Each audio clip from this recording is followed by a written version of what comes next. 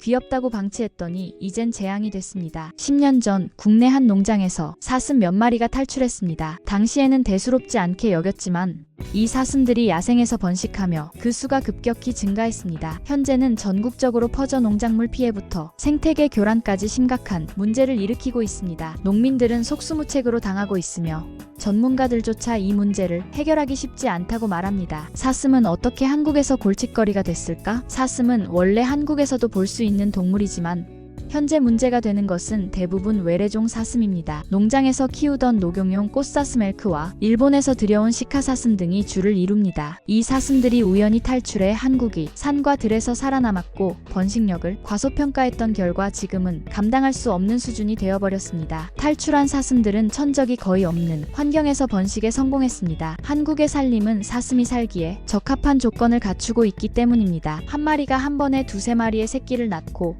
매년 반복적으로 번식하기 때문에 기하급수적으로 개체수가 늘어났습니다. 10년 전에는 몇 마리 수준이었던 것이 현재는 수천 마리 이상으로 늘어난 것입니다. 사슴이 급증하면서 가장 큰 피해를 입고 있는 것은 농민들입니다. 사슴은 풀만 먹는 온순한 초식동물로 알려져 있지만 사실상 닥치는 대로 먹어치웁니다. 특히 배추, 감자, 고구마 같은 농작물은 사슴들에게 훌륭한 먹잇감입니다. 강원도, 경기도, 충청도 등지 농민들은 한밤중에 몰래 내려와 농작물을 갉아먹는 사슴들 때문에 큰 손해를 보고 있습니다. 한 농민은 봄부터 정성 들여 키운 채소를 하룻밤새 사슴들이 다 뜯어먹었다며 산에서 내려오지 못하게 울타리를 쳐도 점프해서 넘어온다고 호소했습니다. 정부는 피해 농가를 대상으로 보상 정책을 일부 시행하고 있지만 사슴의 개체수가 줄지 않는 이상 근본적인 해결책이 될 수 없다는 것이 문제입니다. 피해 지역에서는 사슴을 적극적으로 포획해야 한다는 목소리도 나오고 있습니다. 생태계 교란도 심각한 문제입니다. 사슴이 무서운 이유는 농작물 피해 때문만이 아닙니다. 이들의 개체수가 늘어나면서 한국의 생태계 전체가 위협받고 있습니다. 숲이 황폐화되고 있습니다. 사슴은 나뭇잎과 어린 나무를 닥치는 대로 뜯어먹습니다.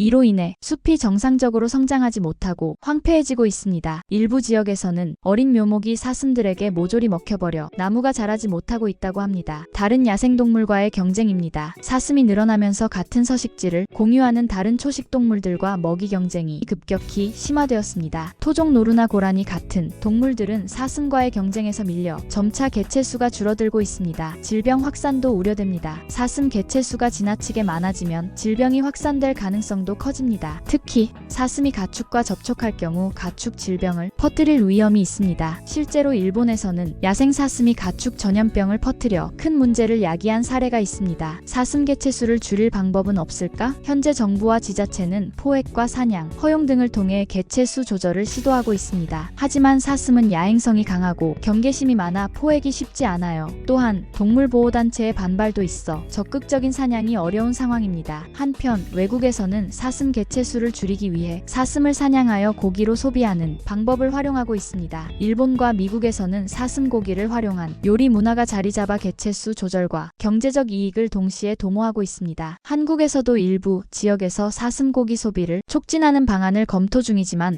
국민 정서상 사슴 고기를 먹는 문화가 확산되기는 쉽지 않을 것으로 보입니다. 이제는 대책이 필요합니다. 순천시는 울타리 설치나 사슴 먹이 주기, 중성화 수술 등 대책 마련에 고심하고 있습니다. 사슴은 축산물위생관리법상 야생동물이 아닌 가축으로 분류돼 심각한 농작물 피해 등을 주지 않으면 사실상 포획과 살상이 어렵습니다. 가축은 정해진 도축 절차를 따라야 하고 동물보호법에 따라 사냥도 할 수 없습니다. 사슴 증가의 근본 원인인 번식 자체를 막는 것도 어려워 순천시는 환경부, 동물단체 등과 협의하고 있습니다. 사슴은 번식력이 왕성해 전남 영광군이 안마도에서는 방치된 10여 마리의 사슴이 30년이 흐르는 동안 1000마리 정도로 늘어나 주민들이 집단 민원을 제기하기도 했어요. 순천시 측은 현행법상 사슴으로 인한 민원이 접수되더라도 구조한 뒤 다시 방생하는 방법 외에는 뚜렷한 대책이 없는 상황이라며 사슴 개체수부터 파악한 뒤 번식기에 중성화 수술이 가능한지 관련법을 들여다보고 있다고 했습니다. 혹시 모를 사고에 대비해 조속히 대책을 마련하겠다고 밝혔습니다. 사슴 문제가 방치된다면 앞으로 더욱 심각한 상황이 벌어질 수 있습니다. 현재까지는 단순히 농작물 피해 수준이지만